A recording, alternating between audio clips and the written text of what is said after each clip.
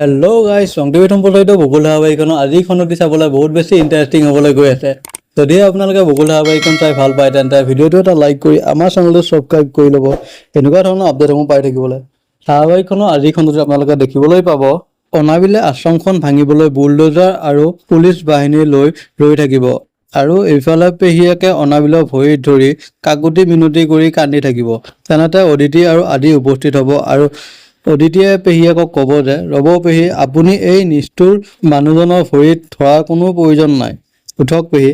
তেতিয়া অনাবিলে অদিতিক ক'ব যে বহুত দেৰি হ'ল অদিতি, চৰকাৰী অৰ্ডাৰ আৰু পুলিচ দুয়োটাই মোৰ লগত আছে, তোমাৰ এই আশ্ৰমখন আজি মাটিত মিহলি হৈ যাব।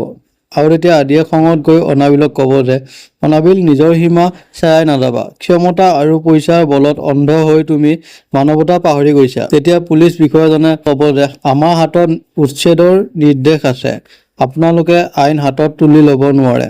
তেতিয়া অদিতিয়ে ক'ব যে অনাবিল, হয়তো আপুনি ভাবিছিলে যে আপোনাৰ ভুৱা কাগজৰ খেলখন কোনেও ধৰিব নোৱাৰিব।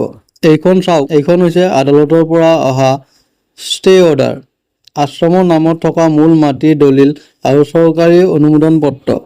অনাবিলে ভুৱা চহীৰে এই আশ্ৰম হস্তগত কৰিবলৈ ষড়যন্ত্ৰ কৰিছিল।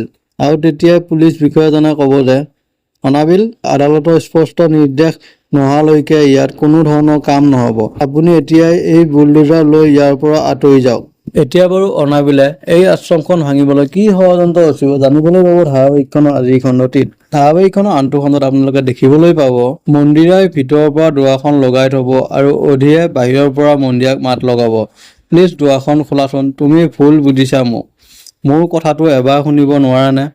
আৰু তেতিয়া মন্দিৰাই ক'ব যে একো শুনিবলৈ বাকী নাই মোৰ, আপোনাৰ বাবে যদি পৰিয়ালৰ বাকী সকলোবোৰেই ডাঙৰ তেনেহ'লে মোৰ অস্তিত্ব কি এই ঘৰত, যাওক আপুনি অদিতি আৰু আদিৰ লগতেই থাকক। এতিয়া বাৰু মন্দিৰে অধিৰৰ ওপৰত কিহৰ বাবে এনে আচৰণ কৰিছে জানিবলৈ পাব ধাৰাবাহিকখন আজিৰ খণ্ডটিত। যদিহে আপোনালোকে বকুল ধাৰাবাহিকখন চাই ভাল পায় তেন্তে ভিডিঅ'টো এটা লাইক কৰি আমাৰ চেনেলটো ছাবস্ক্ৰাইব কৰি ল'ব। ধন্যবাদ।